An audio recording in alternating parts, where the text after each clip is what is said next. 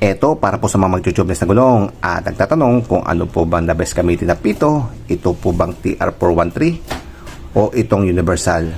Itong TR413, ito po yung mahaba na pito. At meron pa po isa nito na TR412 which is yung maikli naman. At ito po yung kalimitan na ginagamit sa stock nating gulong. Ayan o. Itong universal naman ang ginagamit para sa mga mugs na hindi nakadesign upang gumamit ng TR413 or 412. Kasi kitang-kita nyo naman po yung kanyang diferensya. Ito po ay mataba at ito po ay mapayat. Kung makikita po nyo po ang ating mugs, tulad nitong mugs ng ating Yamaha Mio, yung diameter po ng pinaglalagyan nitong ating pito, ito po ay 9mm lamang. At kung gusto mo pong gumamit nitong ating TR413 ay hindi po to kakasya, dahil kung susukatin po natin yung diameter nito, so ito pala yung pinakamalit niyang stem is nasa 11.5 na po yung diameter nito. At yung saan po natin ipipit dito sa ating mugs, ito po yun sa pinakababa ay nasa 15mm po yung kanyang diameter.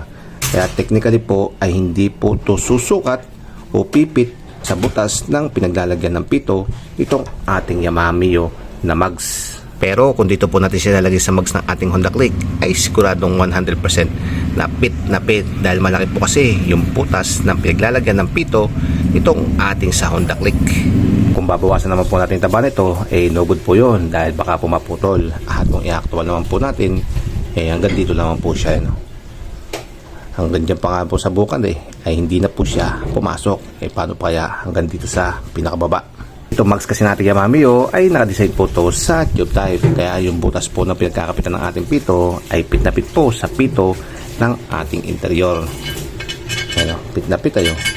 Kaya no choice po tayo at ang gagamitin po talaga natin ay itong ating universal. Dahil itong ating universal, ayan, kalis-kalisin muna natin. Ay pit na pit po to sa ating Yamaha Mio. Pit na pit. Kaya pag itong universal naman, yung kinabit po natin dito ay baka hindi po magpit dahil malaki po yung butas na pinagkakabitan ng pito nitong ating mugs at magkaroon lang po siya ng leak.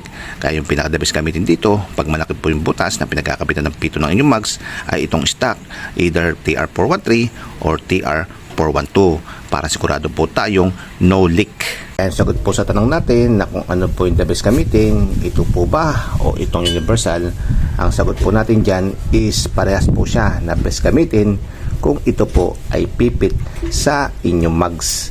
Kaya ang pinakasagot po talaga natin ay kung ano po yung magpipit sa mugs nyo, ay iyan po yung pinaka the best gamitin. So ganito lang po yung ating video at maraming salamat po sa panood.